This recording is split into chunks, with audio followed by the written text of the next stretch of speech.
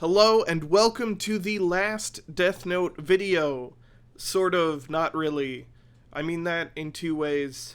The first of which is, if you've already tabbed out and opened Genshin or Apex or whatever it is, congrats, you are one step ahead of me. If you haven't, and you are for some reason still looking at the video, you may have noticed that there's not really any video to this video, and that's because this episode's just kind of a podcast. And why?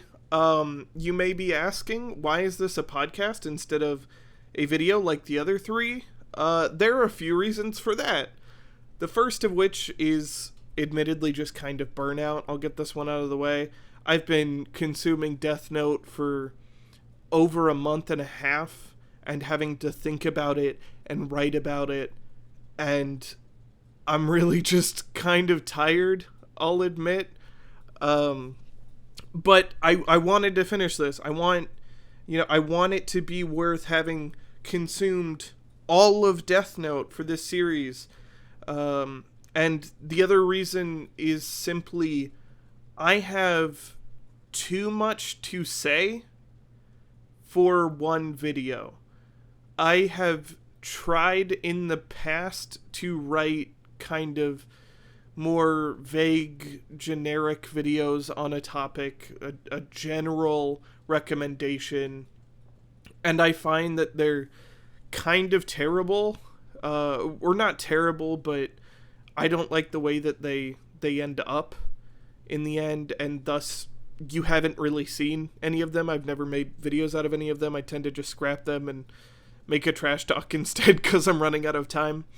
But this time it was more the opposite. It was more, I didn't want to do an analysis on the Death Note manga and the anime because everybody's analyzed them to death, but also, if you've watched the other three, I'm assuming you probably have at least watched Death Note, maybe read it, maybe both. And so it would be kind of pointless to go, here's Death Note in general.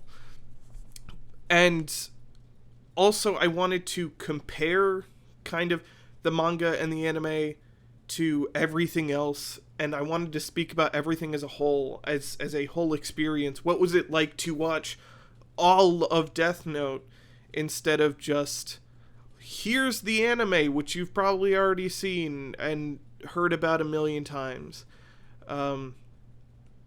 Because, first of all, I discovered in this process, there is no accurate representation of Death Note. Adaptation, really. You may think the anime is, and it's not. A lot of people complain about the second, it's not even half, the second part of the anime. And what I discovered is that it cuts about half of the second half of the manga. Spoilers for all of Death Note, every version of Death Note. Just guess I should warn you right off the bat if it weren't obvious that this is what this podcast is going to be. But L dies in episode 25 of the show. And the manga, he dies in chapter 58, I think is what it is. There are 108 chapters of the manga. Half of the manga's volumes and just about half of the manga's chapters are dedicated to post-L, Nier and Mello, and their fight with Light, whereas the anime takes that whole half and cuts it into 13 episodes, which is half the length of Light versus L.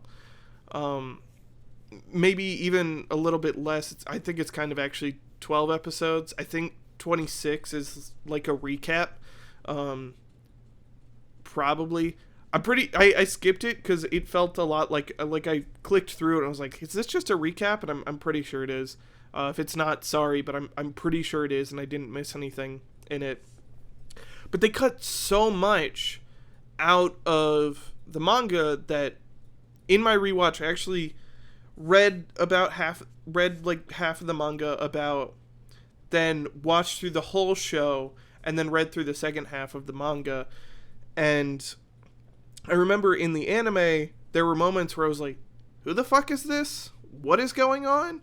I'll admit I wasn't paying the most attention because I've already seen it, and so I was remembering a lot of it, and I'd, been getting a lot of the same plot points from the movies and from the drama, but I had, put so much Death Note back in my brain that I didn't feel like I needed to pay the most attention. And what I found is I actually paid way more attention to the manga, because that second half is genuinely pretty interesting, and I think the anime does it a massive disservice. Everybody, like, I think you will be hard pressed to find someone who only watched the anime and said, yes, the second half of Death Note is good. Not maybe they'll say it's not good. I mean more like that it is as good as the first half. And I think the second half of the manga is close to as good as the first half, if not as good. There were admittedly some pages where I started to zone out and just kind of skim through text, because I was like, I just got this. This scene in the anime was almost, verbatim these pages, whatever. But then every time I found something new, I found myself much more engaged and involved, and I was like, this is really interesting. Why was this cut out? For example, there is a character, like right near the very end, when Mello kidnaps Takara, there is a character who you see who gets murdered by Takara's bodyguards, and you go, who the fuck was that? Why was he involved at all? Who was that?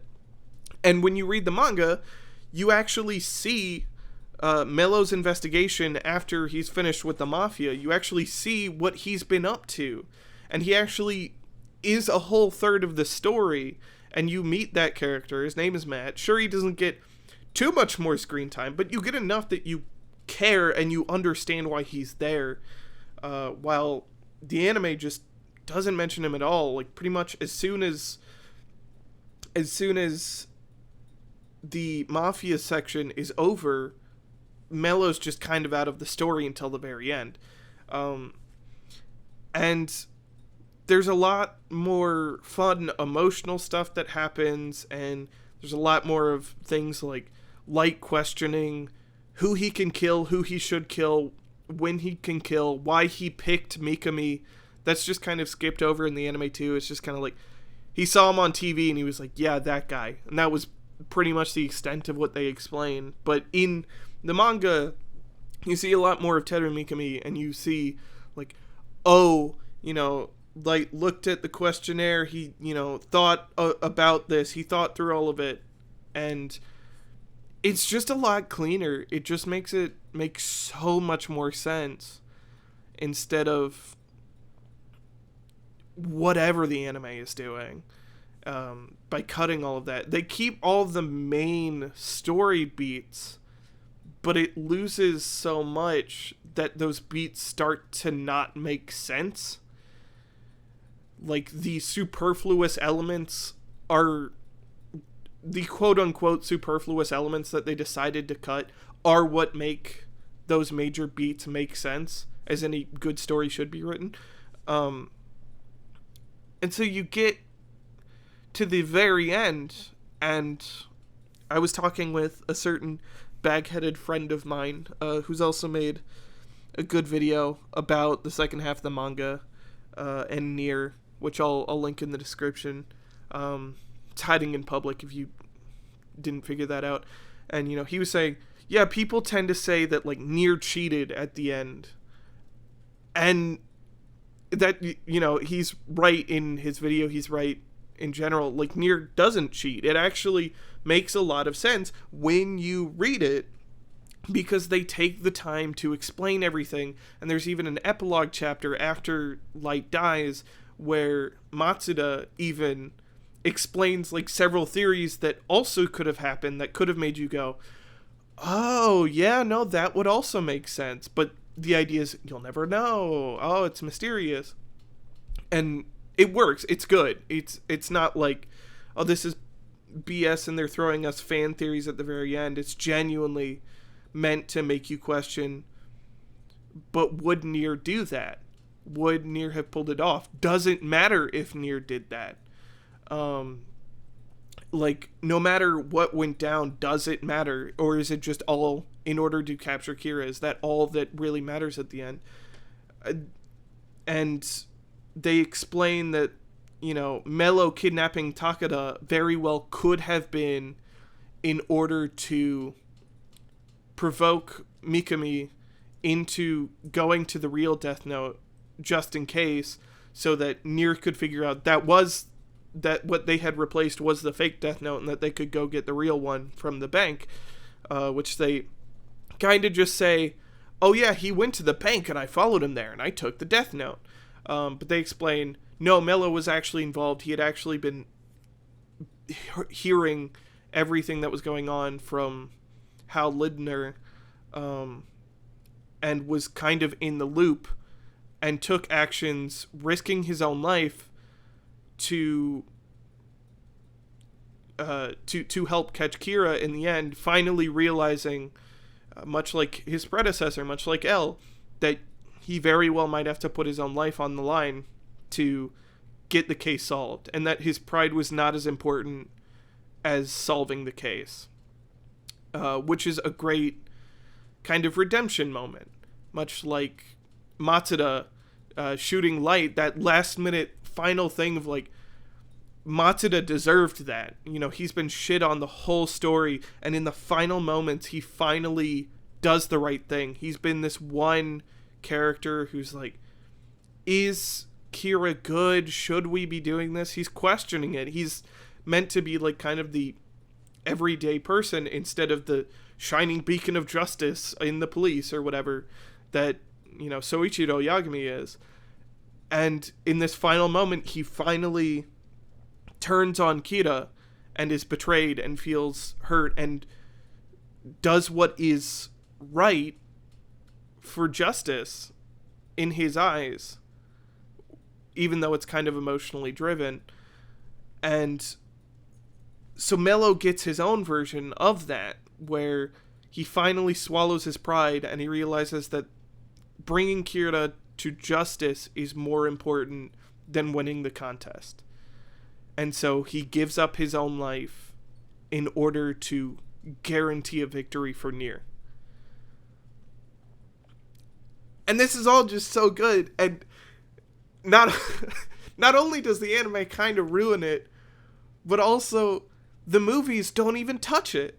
Like, why on earth? It still baffles me to this day why the movies decided to go in that direction of, as I said before, just kind of jerking off L for how cool he is and how smart he is, instead of telling the story, instead of doing what the actual story did, and then going on to make its own fan-fiction-y bullshit, which I will give credit to.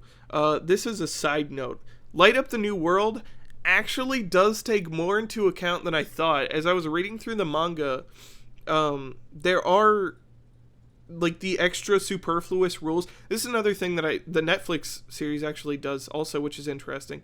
All three adaptations outside of the anime have things that are, actually references to all these extra rules that are just kind of thrown in at the end of chapters but don't really come up in the manga or in the anime, and use them as either general plot points or like neat little world building things. So Light Up the New World, it says 6 death notes are sent and no more can 6 can come to Earth. And that's in the manga. That's one of those extra rules that's put at the end. It says like, oh, if we brought a 7th death note, it just wouldn't work. There can only be 6. Once one goes back to the Shinigami world is destroyed, the 7th would start working, but only 6 can function on Earth at a time. And that's what Light Up the New World uses. There's one that is completely superfluous. That's just like, death notes can also be red or white. Like, they can also be different colors. It doesn't affect anything. It's just a thing that they can be. And the drama uses that. And Misa's death note is red. And that kind of becomes a point that makes Elle's ears perk up, is when she says like, oh, yours is black, mine is red. When she first meets Light. And that's just a small thing that's random in the manga, but becomes a plot point in an adaptation. Or the fact that there are so many rules, and they're all... The Netflix version is the only one that bothers to reference that, to be like, there's a shitload of rules to this. And so they write them all in that version of the Death Note, as opposed to just the base, 11 rules that every other version uses. And I think that's just a really neat thing, that each adaptation actually makes reference to these extra rules that are in the last half, actually. Everything that I mentioned, like, it goes into the last half. That's where all those rules are, even though none of those really touch it, except kind of the drama use Nier. But even then, how the drama uses Nier and Mello is still just in service to jerk off L. I don't know why the movies and the drama needed to do this. Like, L is great, don't get me wrong. I love L as a character, and I think he's wonderful and fun, and their battle is interesting. I'm not saying anything bad about L. I just find it so bizarre that every version after the anime is about how cool L is, and how smart he is, and how much we all should like L, and how he should have won in the end. Like, all of them are just like, L should have won. Because even though the ending of the drama is very similar to how the manga ends, Nier puts up a video last minute of L going, JK, this was all my plan. I died on purpose. Like, I knew I was gonna die, so I set this all up on purpose. I still win. I'm L. I'm amazing. I'm so smart. I win. Just as this last minute lip service to this idea that L is the best. And yeah, I just, it's fine. I liked that. I liked that one, I'll admit. I thought that was nice. I thought that was a interesting way to tie together the way that L and Nier have a more close relationship in this than they do in the drama than they do in the manga or the anime.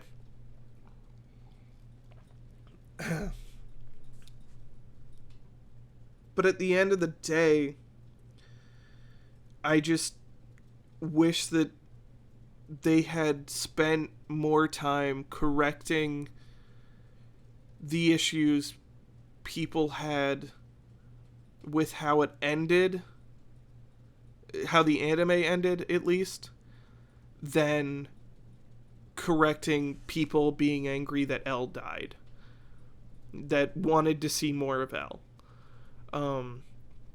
Because I think more people would have been more happy. They wouldn't have known that this is what they wanted. No, it's the saying of Ford saying, if I had asked people what they would have wanted before I invented the car, they would have said faster horses. Right? They just don't know what they want, and I think more people would have been more happy if an adaptation had spent more time more. I keep saying more.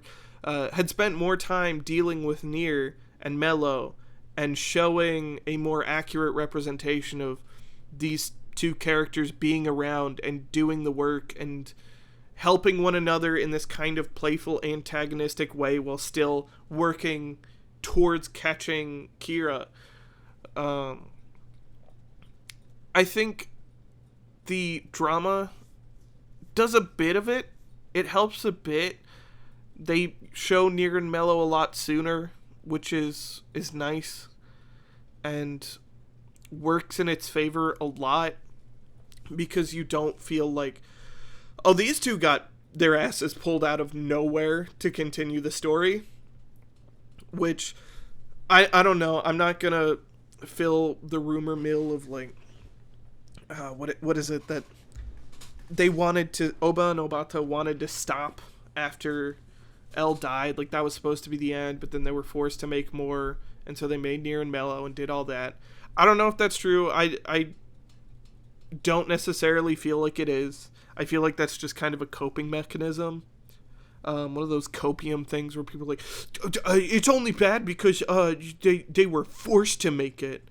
And apparently there's something in Bakuman near the end where that kind of happens. Like they make a Death Note-esque story and then are kind of forced to do more of it. And so that's, I think, where people got the idea. I don't know if that's true. I don't think it is. I think that the story was always kind of supposed to end with Light being caught because, well, that's more interesting. That's the way to end the story, is with Light being caught. It's, the same thing with Breaking Bad. If you want a real Death Note adaptation, watch Breaking Bad, is what I'm saying. Because that ending feels very similar. I won't spoil exactly how Breaking Bad ends, but the endings feel similar. It's meant for you to feel like after all of this, after this whole time of him winning, this evil person, this person we've watched fall from grace, is finally going to get what's coming to him. And that's how that story is supposed to end. That's what that is supposed to feel like. That's what the resolution should be. And if L had just died and the story had ended with Light winning, it would have felt horrible. You would have felt terrible. Leaving Death Note, you would have just, it would not be the classic that it is. And yeah, I will stand by that forever. Like, Death Note would suck if Nier's half wasn't there. And the proof is in the Death Note movies, I guess. Nier isn't there. They kind of half-ass the resolution by just going, oh, L wrote his own name and he switched the notebooks, and that's the end of it. And feels like shit. I genuinely don't like it. And then, God, L Changed the World is horrible. Like, Light Up the New World is bad in a fun way. It's just kind of a goofy, crazy movie, and it feels like fan fiction, like I said. But it feels like the best kind of fan fiction, where you read it, and you're like, this could be canon, this couldn't be, I don't care, it's just funny and fun, and you can tell the person loves the story. But L Changed the World feels like the worst kind of fan fiction, where somebody just loved one character so much that they wanted to talk about how cool they were. It almost feels like L is a self-insert OC. Like, they took L and turned him into a self-insert OC to show off how cool he was and how he's the smartest and the best and he's gonna save the whole wide world because he's so awesome. And it just doesn't work, because that's not what L is. That's not who he's supposed to be. He's supposed to be what... He's supposed to be the opposite of Light, where Light doesn't care about anybody, but is really good at that interpersonal communication and can play people so well. He can play people's feelings and emotions and thoughts incredibly. He's a psychopath. He's a sociopath. And L is the polar opposite. He is awkward. He doesn't know how to talk to people. He's been isolated for so long. He doesn't know how to get along with them. But he cares very deeply for those around him, and he cares about making sure more people don't die.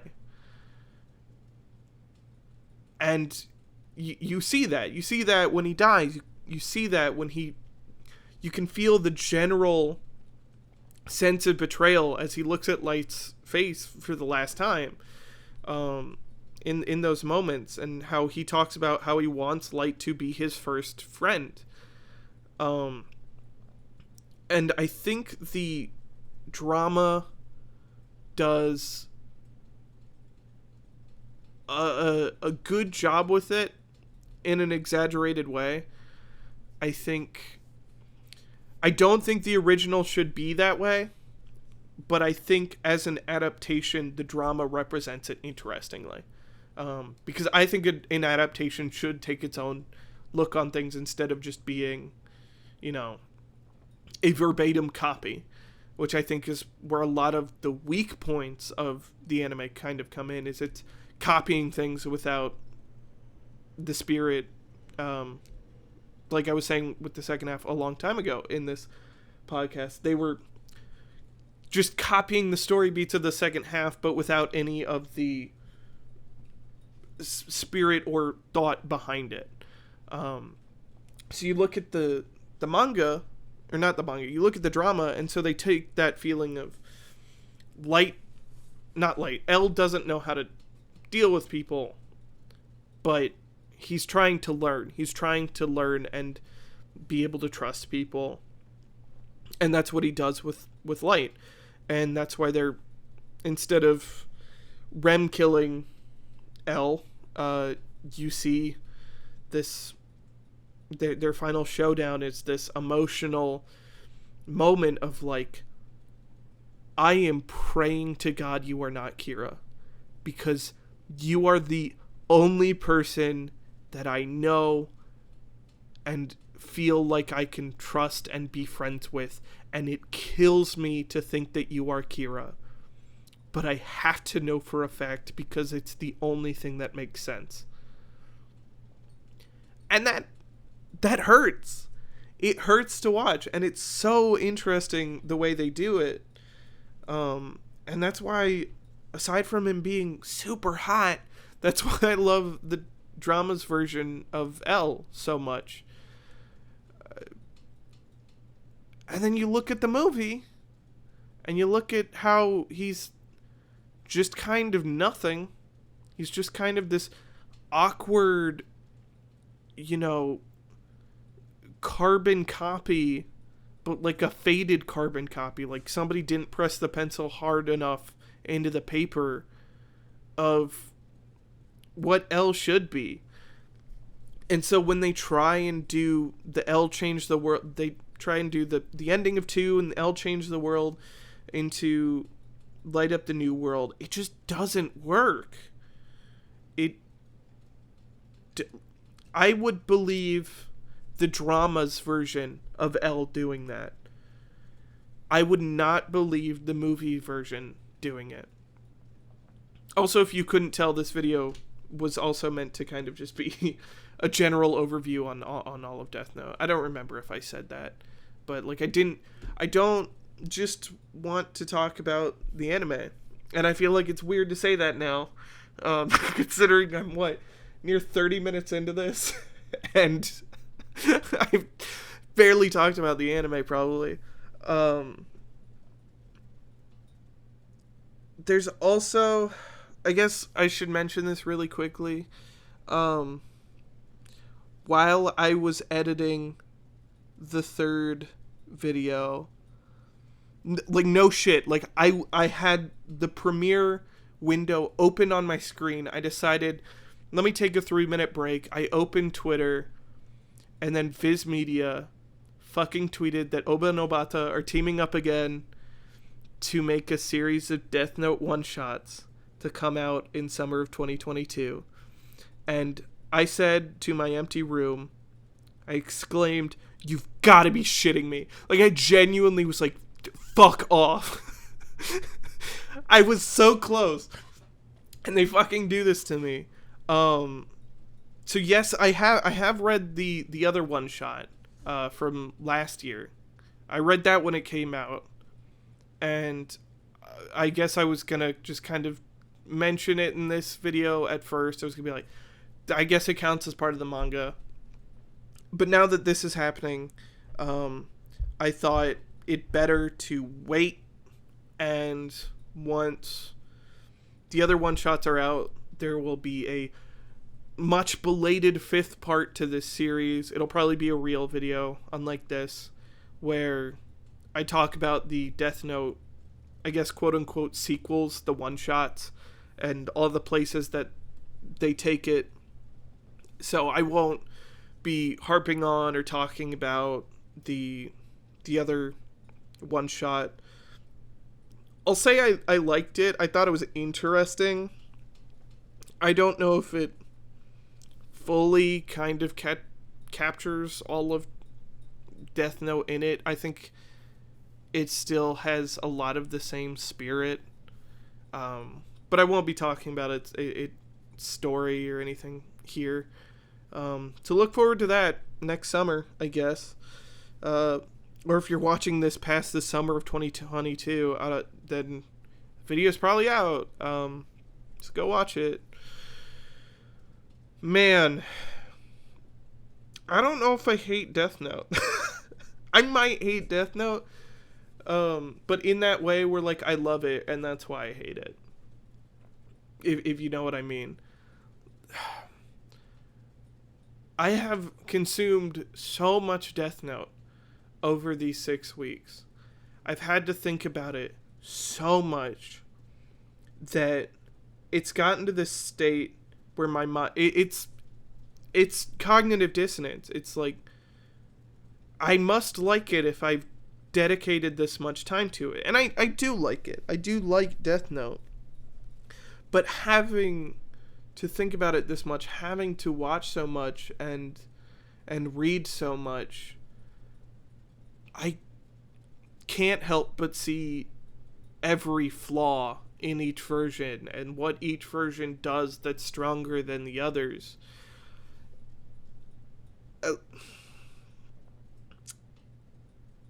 And so much of my mind is taken up by negativity that I probably wouldn't feel if I only watched the anime, if I only read the manga.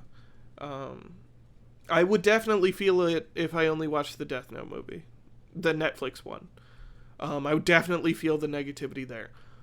But having done all of it, and having done most of it each time I made those videos, like, I watched the movies and the drama and had read at least part of the manga.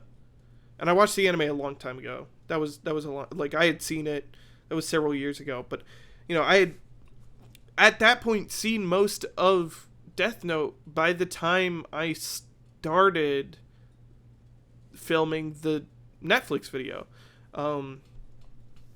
Before I finished writing that video, I had already decided this is going to be a miniseries. I'm going to talk about all of Death Note because I've watched so much of it, and each one is so unique that I feel like I need to talk about all of this. Because each version is so weird, and I didn't know that. When I watched the Netflix movie, I thought, you know, maybe I should look at the other live-action versions to kind of compare it to. Like, how bad are those? How good or bad are those adaptations compared to the Netflix version? Because I knew about the other movies. I knew they existed.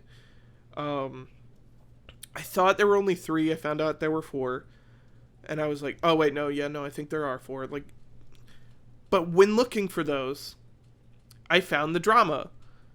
And I went, what? There's a live-action TV show? And so I had to watch that. I was like, what? I've never heard of this. I had never... And I watched it, and I tweeted about it, and I found out that, no, actually quite a few people had seen it, and apparently it's on Crunchyroll. And I was like, what? I have never, ever heard of this.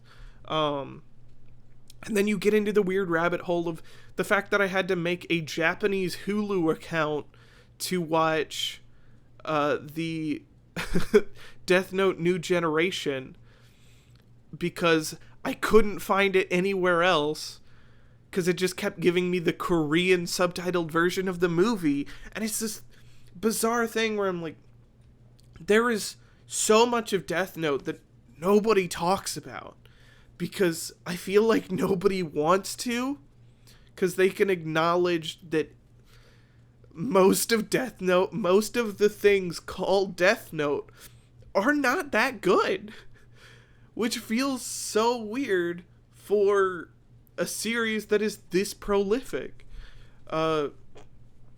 It's kind of like Star Wars, I guess. Like, I don't know. I don't know about Star Wars, but in the general consensus of like what I hear is if you look at all of Star Wars, most of it's not good.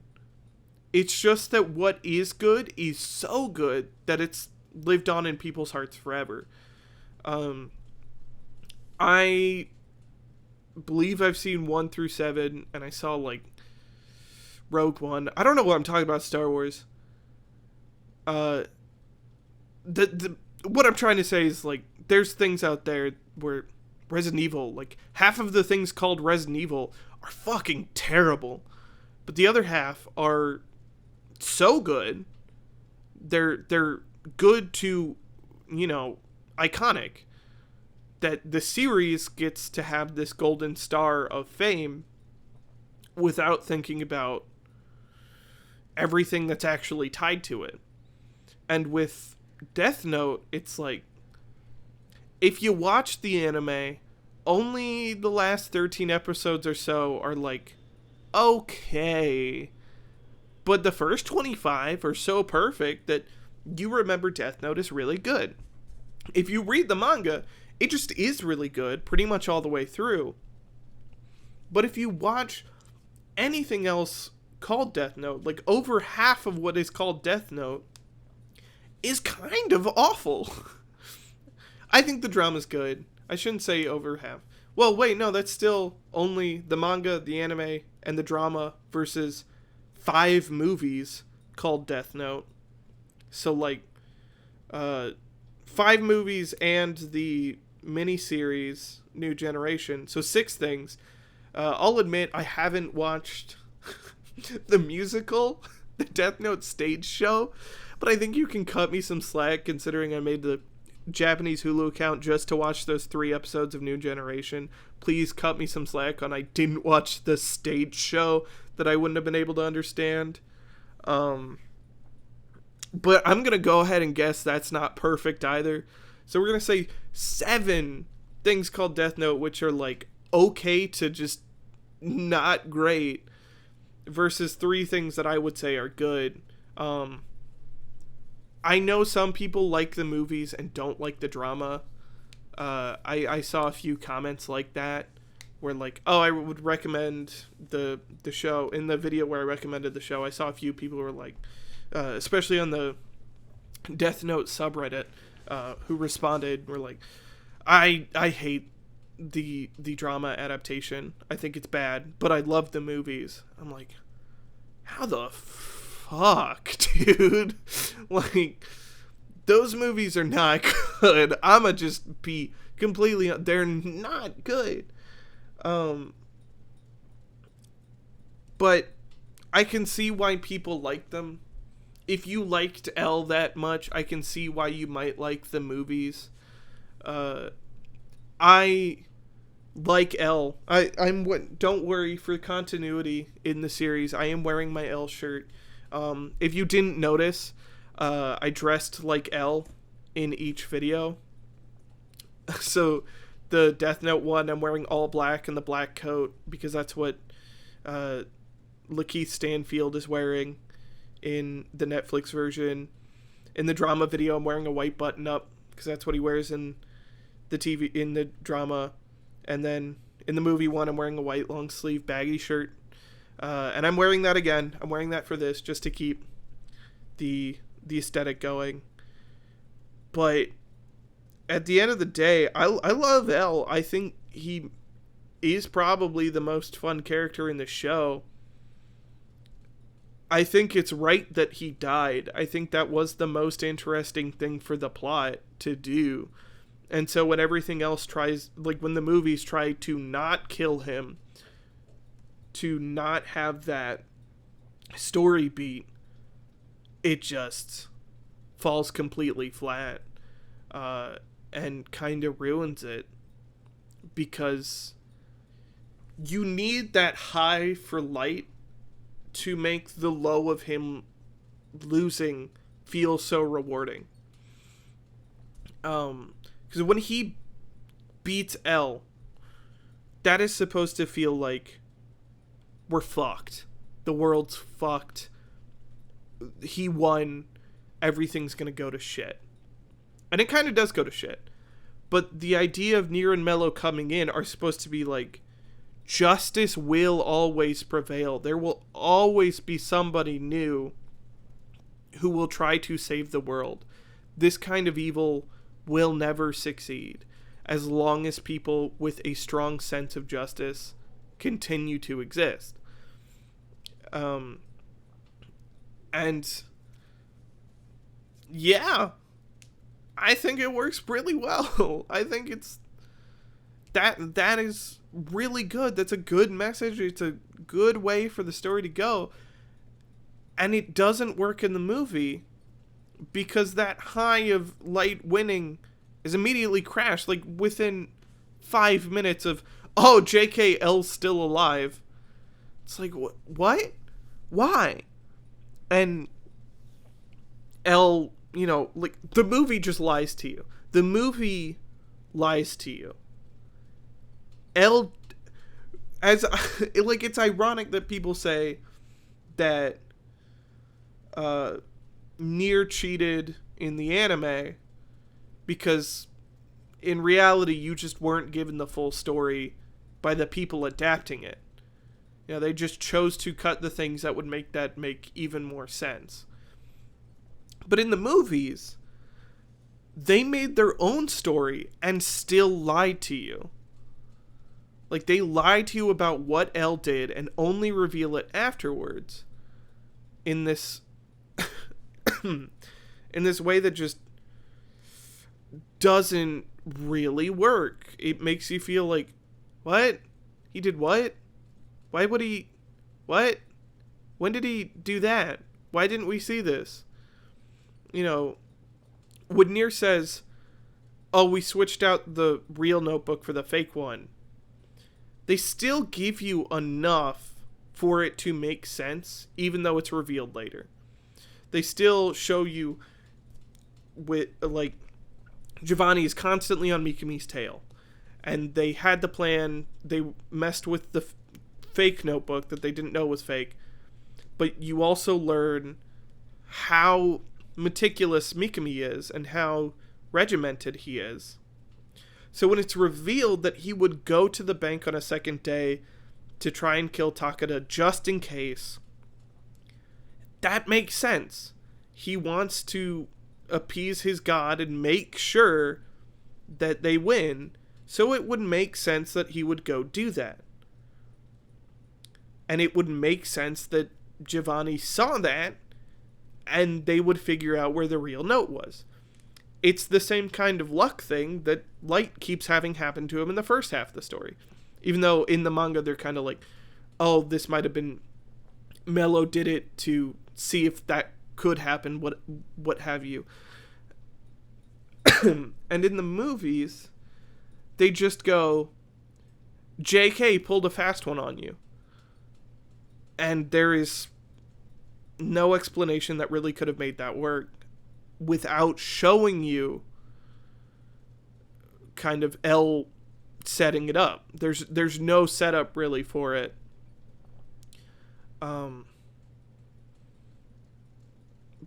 But I guess that's enough complaining. I'm sure I'll find more things to complain about as I keep talking. I do find it interesting that the movie brings Takeda in as the Yotsuba Killing's replacement. But she's not in the first half. She never dates Light. And they never have a relationship. And I think, I might be misremembering, but the drama has her in the first half where she dates Light. I'm pretty sure. I vaguely remember a scene with her. Might be wrong there, but I'm pretty sure she's there. But then she's not in the second half. She never comes up again. And I think that's just an interesting thing where they both had like one half of her story but not the other.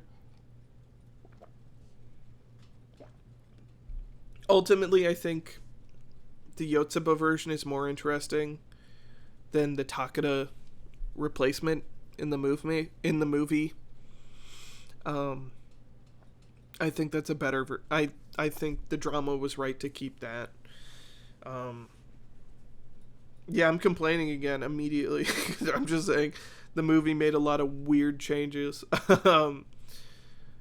But that was a mistake I wanted to rectify, was I talked about Takeda like she didn't exist, and it was genuinely because I hadn't rewatched the anime yet. I hadn't gotten that far in the manga at the time. And so I genuinely forgot she existed.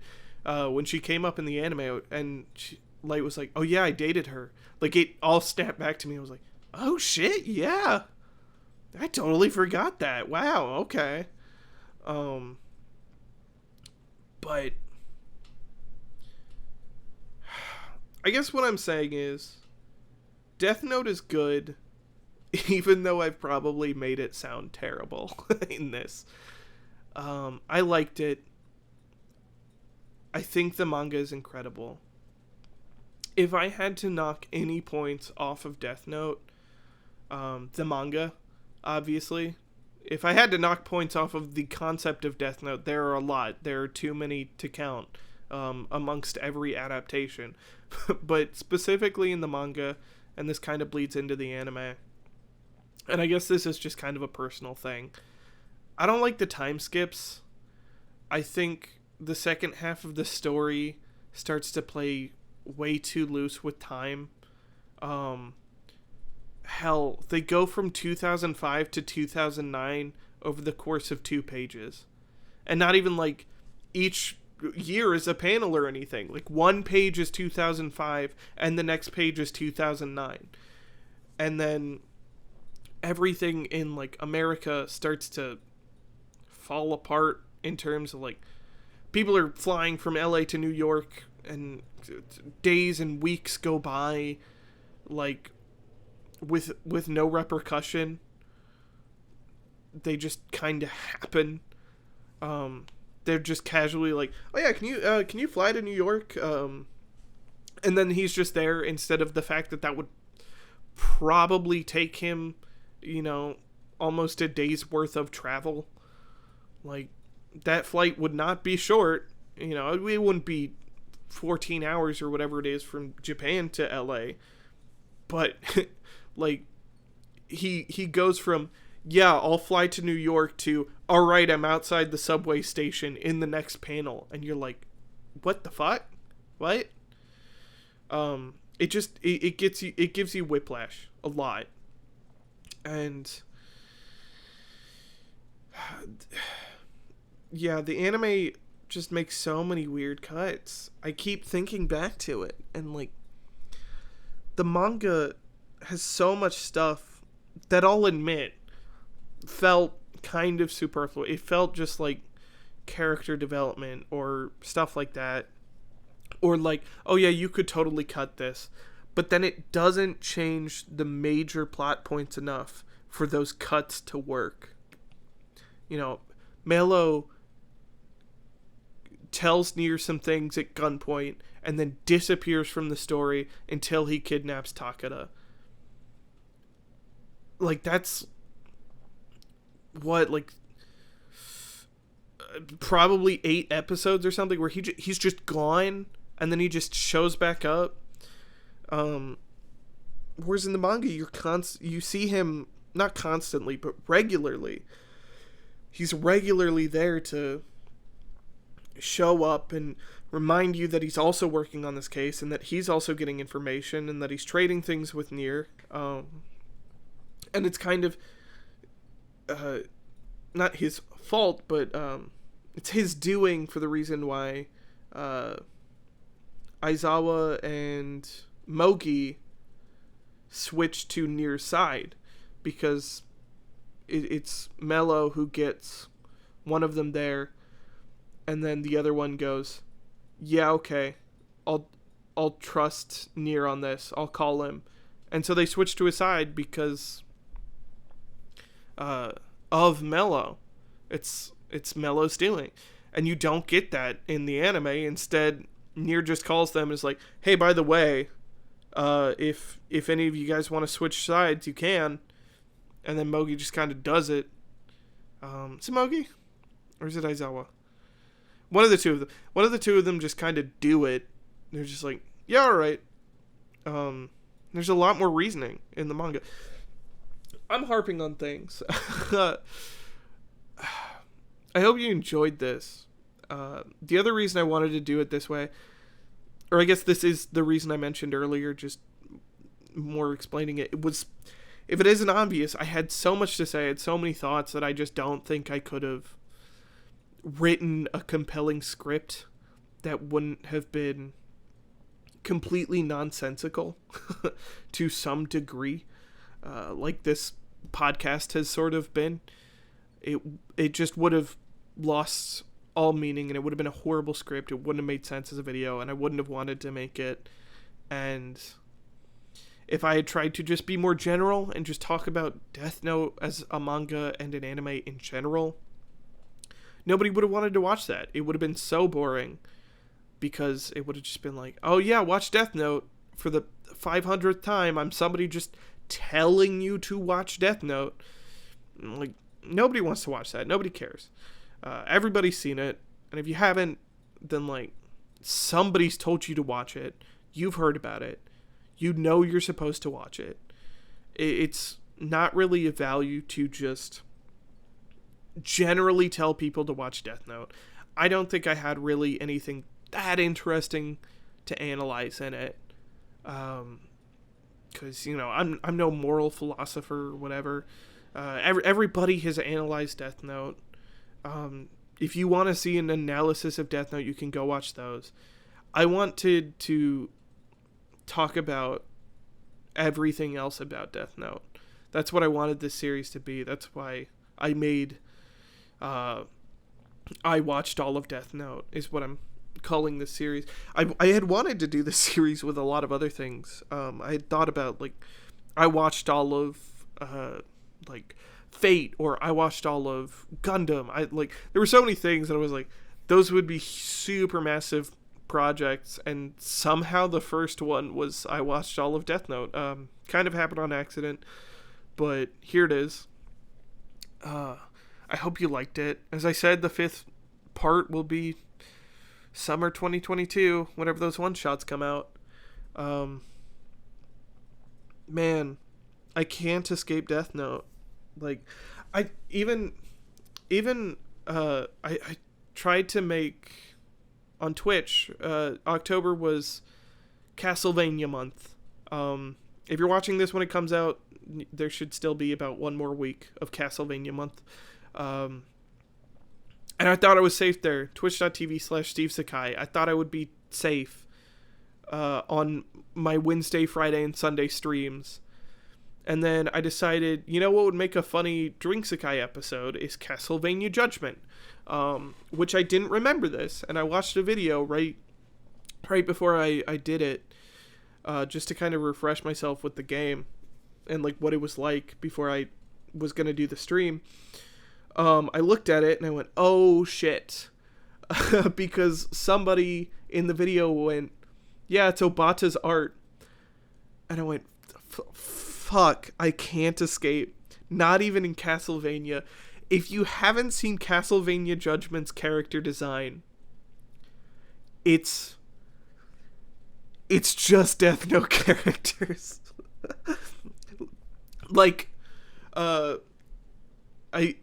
did I say Simon was? Simon Belmont is just Light Yagami in medieval era Chippendales attire. Like an Inquisition Chippendales attire. Like it's just one for one. Like Simon is just Light. Or I told Core about one character, Eric Lecard. I told him to look up Eric Lecard, and he said this just looks like what would happen if the Death Note artist drew Killua. And I said, well, it is the Death Note artist, so good job. Like, it haunts me. No matter what I do, Death Note comes to mind. I was trying to watch, what's it called? Malignant. I was just trying to enjoy a funny, bad horror movie, and I was like, oh no, it takes place in Seattle. That's the pier and the Ferris wheel where Light falls out of in the Netflix Death Note movie. Like, it's just everywhere in my mind now. So I'm looking forward to this being the end of Death Note for me for a long time. This podcast was to get it all out of my system. I am done with Death Note. I'm finished with Death Note. Cakes are done. People are finished. This mini-series, however, is done. Thank you so much if you stuck with me through all of it. If you somehow got through all of this podcast and haven't watched the other 3 videos, you probably should. It would make all of this make a whole lot more sense. But thank you. That's Death Note. That's it. Thank you for watching. If you somehow are not subscribed, but you listen to an hour-long podcast about Death Note and my personal mini-series on Death Note, and you're somehow not subscribed, please subscribe, I guess. Comment, like, go watch the other videos. Go share them. Share this with your friends. I don't know anymore, man. I'm tired. I'm tired. Tired of Death Note. I love it, but thank God it's over. And this podcast is now actually over. Goodbye.